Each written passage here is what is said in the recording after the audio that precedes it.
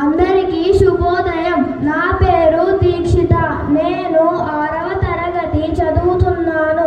గౌరవనీయులైన ప్రధాన ఉపాధ్యాయుల గారికి, ఉపాధ్యాయులకు మరియు నా తోటి మిత్రులకు ముందుగా 75వ గణతంత్ర దినోత్సవ శుభాకాంక్షలు.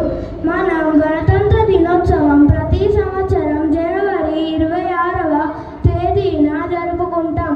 1950 జనవరి 26వ తేదీన మన భారత రాజ్యాంగం అమలులోకి వచ్చినందున మనం గణతంత్ర దినోత్సవం జరుపుకుంటాం.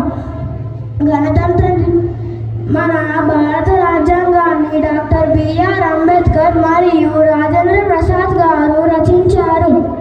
భారత రాజ్యాంగాన్ని రచించడానికి 2 సంవత్సరాల 11 నెలల 18 రోజుల సమయం పట్టింది. మన భారత రాజ్యాంగం ప్రపంచంలోకెల్లా పెద్దది. దీనిని లిఖితపూర్వకంగా రచించారు. గణతంత్ర దినోత్సవం నాడు ఇండియా గేట్, న్యూఢిల్లీ వద్ద మన రాష్ట్రపతి జెండా ఎగురవేస్తారు. ఇది ఒక జాతీయ